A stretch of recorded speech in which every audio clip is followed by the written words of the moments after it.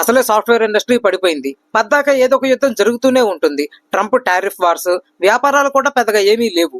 మనిషి సంపాదన అసలే అంతంత మాత్రంగా ఉంటే ట్రంప్ గారు మరొక కొత్త తంట తీసుకొచ్చి పెట్టబోతున్నారు. H1B వీసా సెలక్షన్ ప్రాసెస్ మార్చాలని చూస్తున్నారు. అమెరికాలో ఉద్యోగం చేయాలి అంటే H1B వీసా ఉండాలి. ప్రస్తుతానికి H1B వీసా లాటరీ పద్ధతిలో ఇస్తున్నారు. కానీ ఈ లాటరీ పద్ధతిని తీసేసి శాలరీ ఆధారంగా చేయాలని చూస్తున్నారు. అంటే ఎవరికి ఎక్కువ జీతం ఉంటే వాళ్ళకి ఫస్ట్ ప్రిఫరెన్స్ ఇస్తారన్నమాట. ఇది చిన్న ఉద్యోగస్తులకి, ఫ్రెషర్స్ కి చేదు విషయం అనే చెప్పాలి. నాకు తెలిసి దీనివల్ల అమెరికాకి తప్ప ఇతర దేశాలకి ప్రమాదం. సపోజ్ ఇండియానే చూసుకుందాం.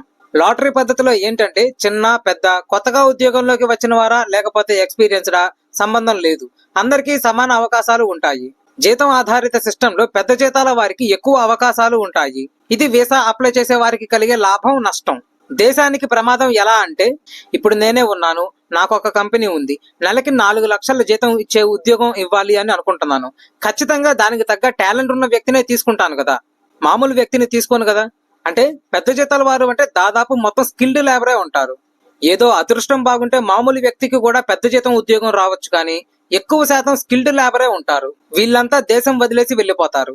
ఈ శాలరీ బేస్డ్ సిస్టమ్ ఇంకా అమల్లోకి రాలేదు, కానీ అమల్లోకి వచ్చే అవకాశాలు ఎక్కువ ఉన్నాయి. ఎందుకంటే స్కిల్డ్ లేబర్ అమెరికాకి వెళ్తారు, అమెరికాకే లాభం. ఇప్పుడు ఇస్రో, DRDO లాంటివి ఉన్నాయి. అవి ఏమైనా గొప్ప పని సాధించినప్పుడు మనది అని మనం ఎంతో సంతోషిస్తాం, గర్విస్తాం.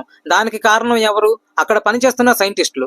ఇక్కడ వాళ్ళకి ఎంత జీతాలు ఇస్తున్నారో నాకు తెలియదు, కానీ ఇక్కడ ఇస్తున్న దానికంటే అమెరికా వాడు ఖచ్చితంగా నేను ఎక్కువే ఇస్తాను, నా దగ్గరికి రండి అంటాడుగా.